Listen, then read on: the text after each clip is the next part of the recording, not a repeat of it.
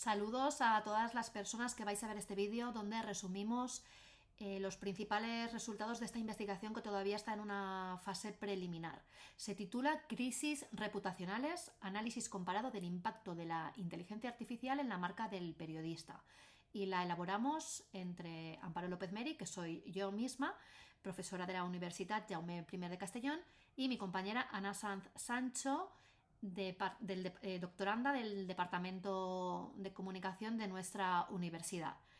Este estudio se enmarca dentro de un proyecto de investigación que cuenta con financiación de la Generalitat Valenciana.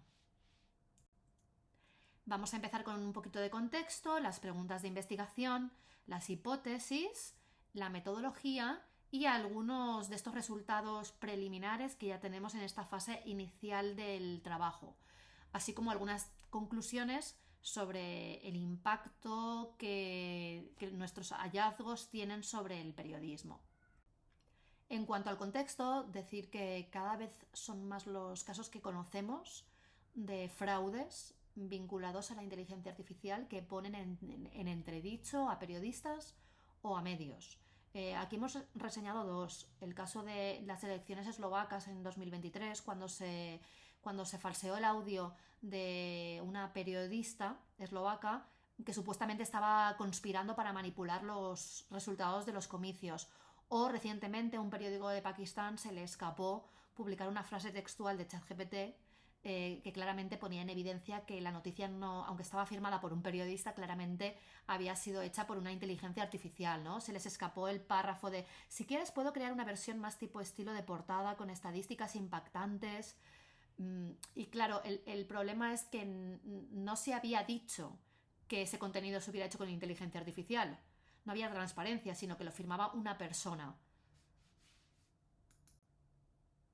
Las preguntas de investigación que nos planteamos son qué tipos de incidentes con inteligencia artificial suelen generar crisis reputacionales para periodistas y medios. En segundo lugar, qué riesgos reputacionales aparecen con más frecuencia.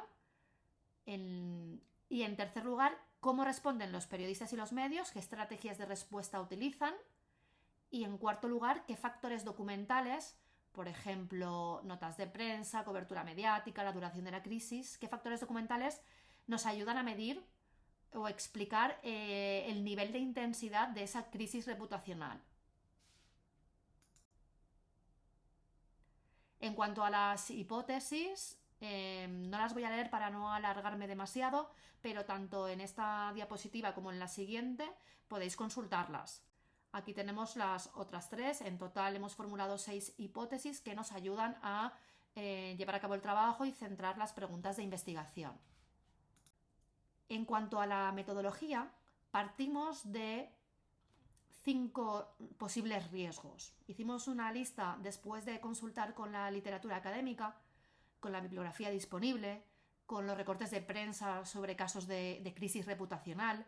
Establecimos una lista inicial con 5 riesgos. Si bien es cierto que solo los 3 primeros que aparecen aquí en este listado de esta diapositiva, solo los 3 primeros se han demostrado como comunes y frecuentes a los 7 casos de estudio que hemos analizado y que ahora enseguida presentaremos. Por eso no me voy a detener en los riesgos que aparecen parcialmente cubiertos o que aparecen poco representados, sino en los 3 primeros riesgos, que son los que sí que hemos detectado con frecuencia en estas crisis reputacionales que afectan tanto a medios como a periodistas, crisis derivadas de un uso indebido de la inteligencia artificial. Este primer riesgo, el primero sería la erosión de la autenticidad profesional, cuando se vulnera la identidad del profesional, se suplanta, por ejemplo, su identidad, y esa suplantación de su identidad, normalmente con fines ilícitos, el engaño a la audiencia, genera una crisis de credibilidad para ese periodista. El segundo riesgo es cuando la inteligencia artificial se utiliza para desinformar o cuando se producen errores en los datos, en los hechos, que también producen al final desinformación por no haber verificado, contrastado, ¿vale? Por un uso automatizado de la inteligencia artificial sin una verificación humana como toca.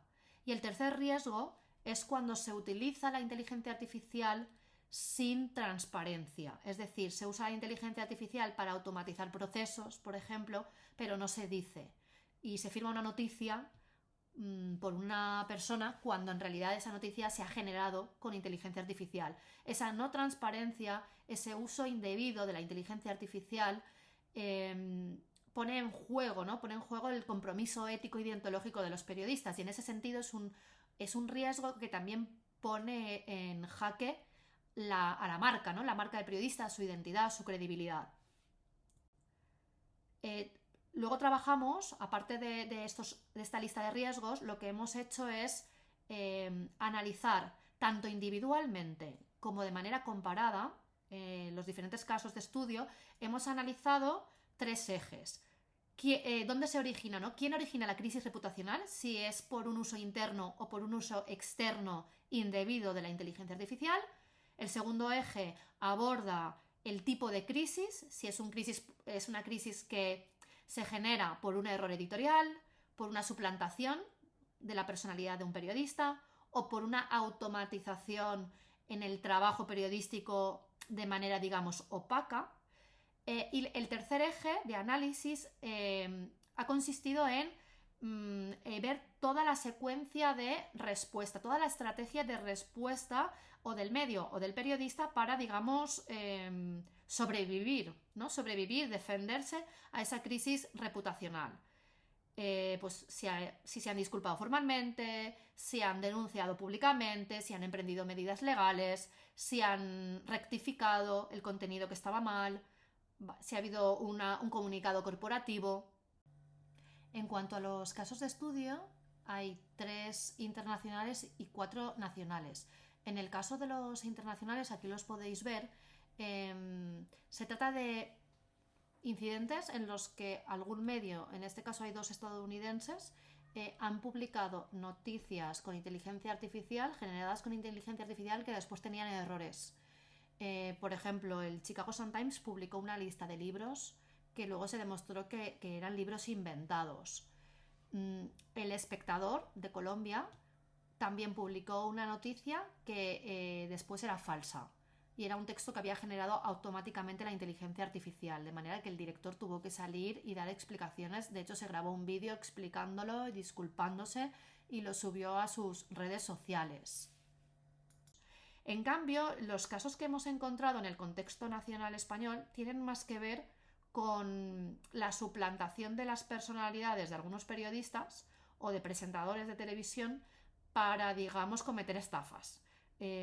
Como vamos mal de tiempo, insisto en no voy a contar cada uno de los casos, pero bueno, seguro que recordaréis un anuncio deepfake de Mercedes Milá anunciando una cura milagrosa para la diabetes. Lorena Castell también ha sido suplantada en reiteradas ocasiones y de manera continuada, también para realizar estafas. Se supone que hace anuncios publicitarios, pero también son anuncios que son estafa para engañar a la gente y que invierta dinero en según qué productos. Jordi Évole también fue suplantado en una estafa de criptomonedas. Y también los jueces de MasterChef también tuvieron que intervenir, en Televisión Española también tuvieron que intervenir y emitir un comunicado oficial, porque también se estaba suplantando a los jueces del jurado de MasterChef y se estaban publicando resultados y que no eran veredictos, ni eran reales, ni era lo que había dicho el jurado realmente, ¿no? Bueno, son algunos. Se han seguido una serie de criterios para seleccionar estos casos. Por ejemplo, que el incidente fuera verificable, es decir, que tuviéramos bastantes pruebas por la cobertura mediática, por las respuestas que tuvieron los periodistas y los medios. En definitiva, que tuviéramos suficiente información para poder contrastar y hacer el seguimiento del caso y poderlos comparar. Hemos consultado, por ejemplo, artículos de prensa, comunicados oficiales que emitieron en su día los periodistas, los programas o los medios afectados, piezas de verificación que desarrollaron medios de fact-checking. Y aquí tenéis más detalle de las variables que hemos utilizado e incluso de la escala de 1 a 3 que hemos aplicado también para medir si el impacto fue bajo, medio o alto, el impacto de la crisis reputacional.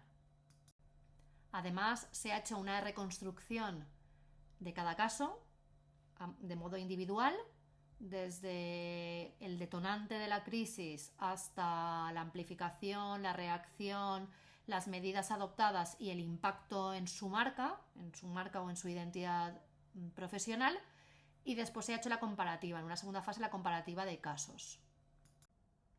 Tenemos datos y algunas gráficas, pero por no extendernos iremos directamente a las tendencias generales.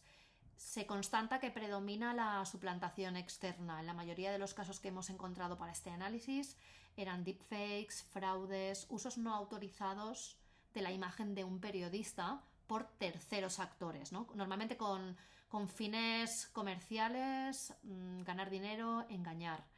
Una segunda tendencia es que cuando el problema viene por un mal uso interno de la inteligencia artificial, los errores más frecuentes son contenidos inventados o falta de transparencia, ¿vale? Se ha utilizado la IA, pero no se ha dicho. Y las respuestas son muy diferentes. Cuando el problema es interno, sí que suele haber rectificaciones institucionales, los periódicos publican rectificaciones, pero cuando el uso indebido nos viene de fuera, aquí las reacciones suelen ser desmentidos personales, el propio periodista desmiente, sale públicamente a desmentir, o en los casos de suplantación se emprenden incluso acciones legales. Desde un punto de vista empírico se constatan los 3 riesgos que comentábamos al inicio.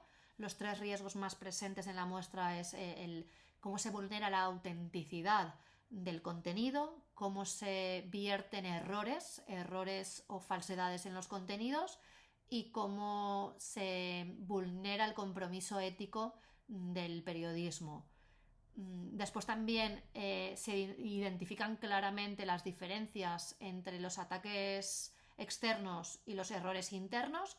Los errores internos afectan al contenido y los ataques externos por un uso indebido de inteligencia artificial afectan a la identidad, ¿no? Entonces, contenido versus identidad del periodista. Y por último también otra aportación empírica constatada es la rápida respuesta. En menos de 48 horas, tanto las empresas como los periodistas afectados habían respondido de alguna manera, habían contestado a esa crisis de alguna manera.